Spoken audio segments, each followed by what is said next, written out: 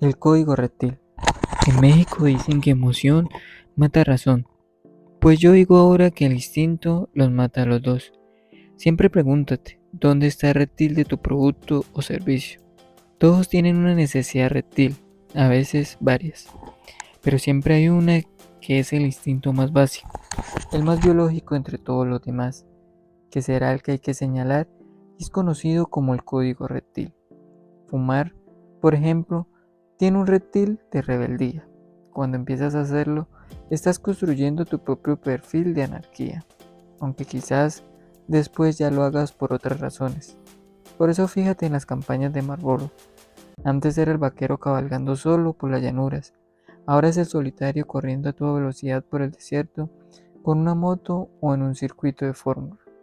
También hay reptiles de libertad y autonomía, pero el que prima es la libertad y autonomía, pero el que prima es la rebeldía. La forma de determinar el código reptil es yendo a lo más instintivo y que sea una característica de los animales, los principios básicos. El animal hace todo para mantenerse en una zona de comodidad en la que no pase frío, hambre o peligro.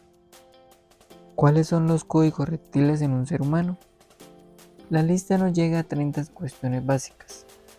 Anarquía, felicidad, control, dominación, reproducción. Aunque puede regularse por la cultura.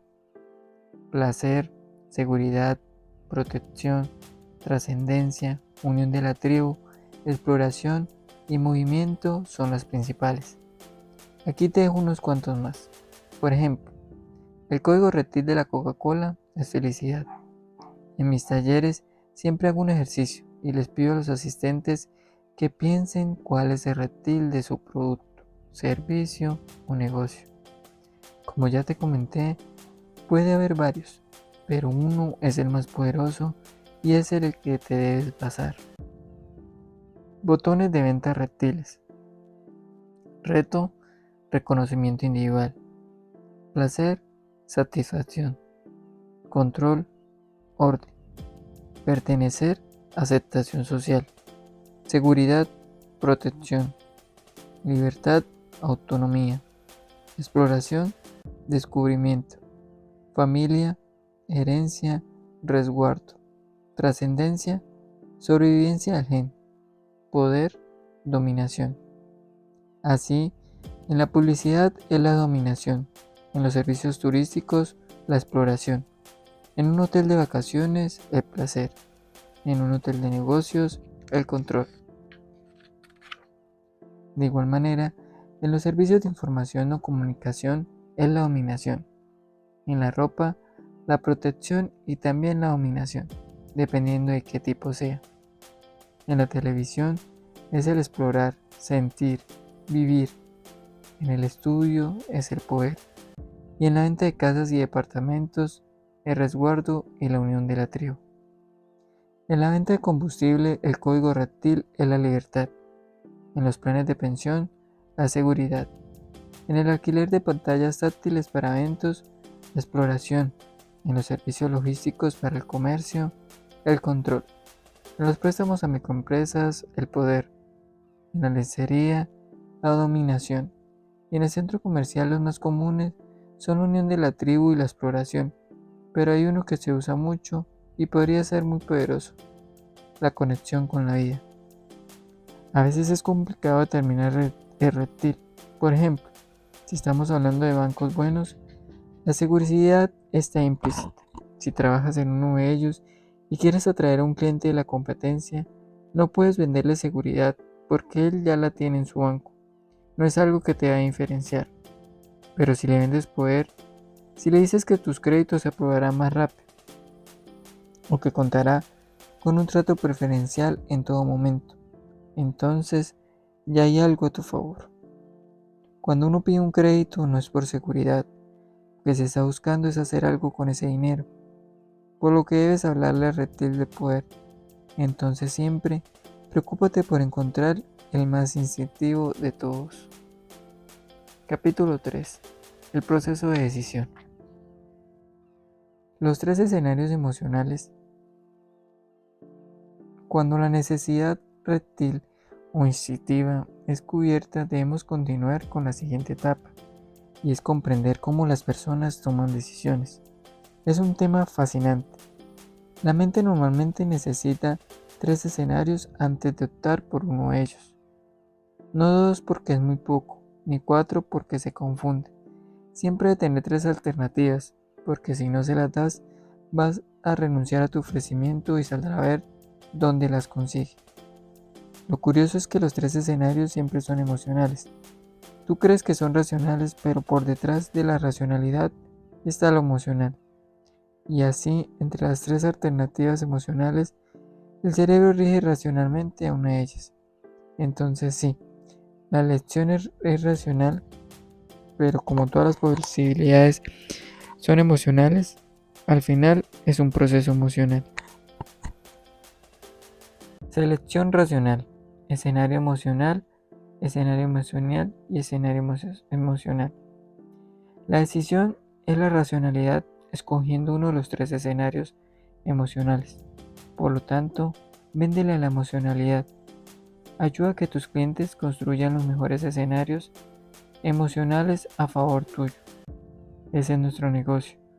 Una vez identificado el código reptil, genera una química en el cerebro que provoque una emoción positiva, que favorezca la valoración de nuestro producto, de nuestro servicio o de nuestra empresa, cuya meta final sea la compra. Aquí tengo un ejemplo para alguien que está comprando una mochila. Escenario 1. La racionalidad me dice que este modelo está de moda, es urbana, no es comercial, pero lo que hay detrás es que si la compro me sentiré agresivo. Eso es emocional y es atractivo. La gente quiere verse agresiva, por eso el estilo urbano ha tenido tanto éxito. Si durante toda la semana tengo que estar con saco y corbata, cuando llegue el sábado quiero ponerme mis jeans rotos y mis camisetas con estampado de calaveras. Aunque tenga 40 años, soy libre, rebelde y estoy listo para la ciudad. Escenario 2.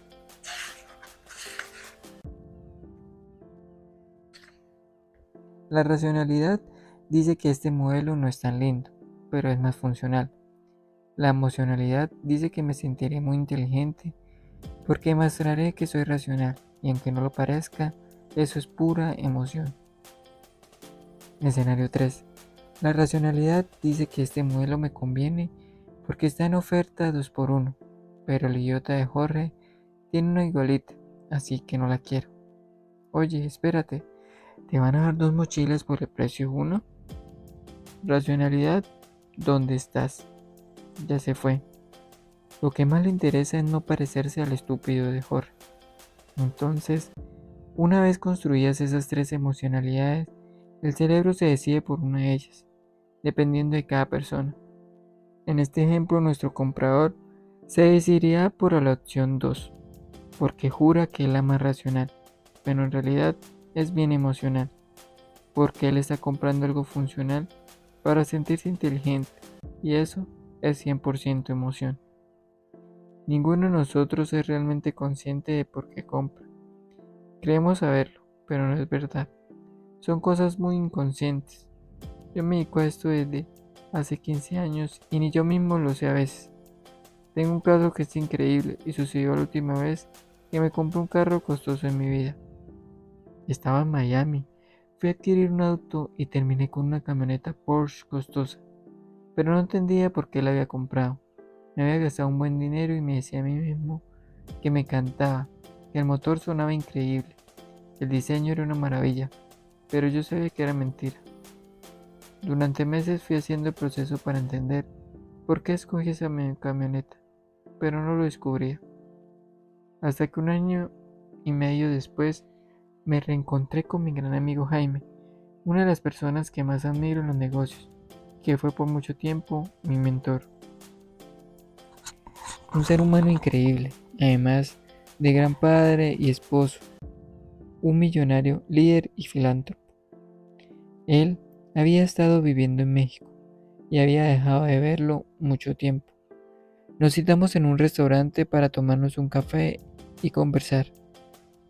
Lo más increíble Es que habíamos como 3 horas y al momento de irnos le dimos al mesero nuestros respectivos boletos del ballet parking. Y cuando salimos me di cuenta de que mi camioneta era idéntica a la suya. Él se la había comprado poco antes de que dejáramos de frecuentarnos y yo la había visto en la última ocasión. Aunque mi racionalidad nunca lo había registrado, en ese momento por fin supe por qué compré esa camioneta. Simplemente porque era la misma que tenía Jaime y yo la admiraba demasiado. Quería ser como él. Definitivamente en esta travesía del proceso de decisión hay que entender cómo funciona el cerebro humano para no rompernos tanto la cabeza. La fórmula que sigue la compra: atención, emoción y recordación. ¿Cómo funciona la ciencia de la venta? ¿Qué debes hacer para que el cerebro pueda tomar la decisión a favor de tu producto o servicio? Este es el máximo descubrimiento en el mundo de las neurociencias. Es el meollo de por qué el cerebro dice si voy a comprar o no voy a comprar. Proceso que usa la mente para toma de decisión. Discurso de sobrevivencia, decisión favorable, atención y emoción. Esta es la trinidad de la toma de decisión. Para poder aterrizar y hacer efectiva la activación de los 3 cerebros en las relaciones e intensidades que le comenté, debes activar de manera estratégica 3 respuestas cerebrales, que son la atención, la emoción y la recordación, las cuales son medibles por medio de las tecnologías ya mencionadas. Lo primero es llamar la atención de la mente del posible comprador, porque si no, el juego no empieza. Igualito que cuando los hombres queremos conquistar a una mujer o viceversa. Tenemos que lograr que la persona nos ponga atención para que comience la acción. Lo siguiente que debes conseguir es que la persona haga una asociación emocional positiva que la conecte contigo, con tu producto, tu servicio o tu empresa. Hay que tener mucho cuidado porque puedes llamar la atención, pero generar una emoción negativa o ninguna. Ese es un gran problema para un vendedor. Pero hasta ahí el cerebro todavía no ha comprado. Claro, está feliz, ya tienes su atención, está enamoradísimo del producto. Sin embargo, aún no hay nada que le diga que suelte la billetera. ¿Qué falta para que la persona esté dispuesta a cambiar su dinero por ese bien? Debemos enviar un mensaje directo y contundente a su sistema de adaptación, de tal manera que activemos la asociación de instintos con la propia historia de vida de la persona, lo cual se logra cuando le dices cómo le va a servir ese producto o ese servicio para su supervivencia. Es que la gente muchas veces tiene una intuición que la guía y un producto que le sirve, pero es el vendedor el que debe generar el puente que permita relacionarlos todos dentro de la propia historia de vida de cada cliente. Por ejemplo, pagamos miles de dólares por una inscripción en un buen colegio para nuestros hijos. Te llama la atención que tu hijo esté en esa escuela. Te hace sentir exitoso y buen papá poder enviarlo a estudiar allí. Pero ahí todavía no se ha manifestado el reptil. Gracias a la recordación de instintos asociados a tu vida, te das cuenta de que si tu hijo va a ese colegio, lo aceptarán en una buena universidad, tendrá un mejor trabajo y habrás cumplido con los instintos de protección y cuidado. Pero eso no es todo. Mucho más en el fondo se activa aún más tu reptilote y te muestra una posibilidad adicional que difícilmente llegas a poner en el plano consciente de tu cerebro. Con esa educación estás haciendo una inversión para tu vejez, ya que finalmente tu hijo podrá mantenerte, alimentarte y protegerte cuando tengas 80 años.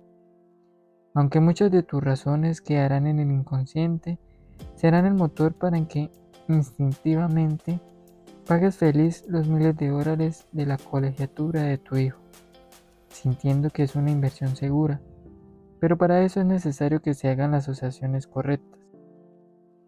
Como vendedor, deberás encontrar las estrategias para activar este sistema de recordación y asociación en cada cliente. Repito una vez más, para que se te grabe. Compramos las cosas de manera prácticamente inconsciente, con tan solo una pizca de racionalidad. Por tanto, Cuando más racional se hace el discurso, el vendedor se está metiendo en un pozo sin salida. Cuando sucede, tienes que poner la reversa y desracionalizar el proceso. Si el cliente quiere hacerlo racional, gira el discurso y aborda desde lo reptil y lo emocional. Tienes que darle las emociones para que el proceso de decisión sea más rápido. Tú puedes comercializar tractores de minería que se miden en tiraje por segundo, pero con una buena comida, unos chistes, unos tragos y buena conexión se hace más rápido. Si eso no fuera cierto, se venderían más los tractores japoneses o coreanos que cuestan 30 o 40% menos que Caterpillar. Pero no es así. Los norteamericanos siguen siendo líderes y no es porque manejen un mejor producto y definitivamente no tienen un mejor precio, es por la conexión emocional que establecen. Es curioso porque cuando llevas tu tractor Caterpillar a hacerle mantenimiento, te invitan a ver cómo lo lavan como si fuera un niñito, aunque es una máquina que es más grande que un edificio. Se trepan los técnicos, quedan colgados de cuerdas y lo dejan brillando antes de meterlo al taller. Entonces tú dices, ay, mi bebé, cómo lo están cuidando. Y cuando hablas con el dueño de un Caterpillar, te cuenta esta experiencia.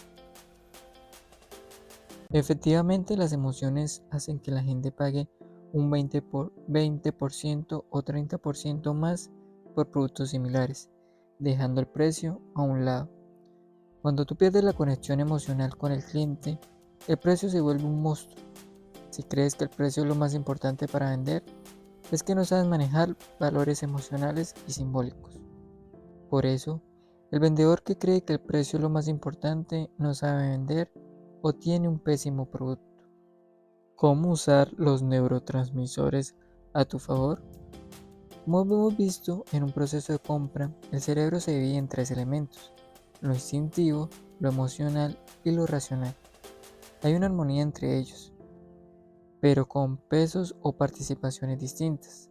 Como estos sistemas se afectan mutuamente, deben poder interactuar y lo hacen a través de unas sustancias que se llaman neurotransmisores, que son pequeños mensajeros químicos que transmiten la información en tu cerebro.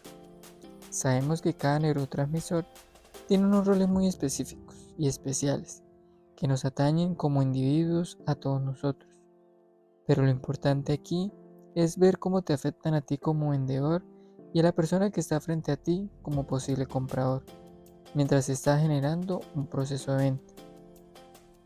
Dentro de los neurotransmisores relacionados con el proceso se encuentra la noradrenalina, que se produce en el tallo cerebral y se activa cuando nosotros estamos frente a estímulos novedosos, sorpresivos e inesperados, haciendo que el cerebro funcione rapidísimo. Como vendedor, tú necesitas este tipo de estímulos para lograr la atención de la gente, pues sin ellos es muy limitada y la gente pierde el interés por lo que le está mostrando.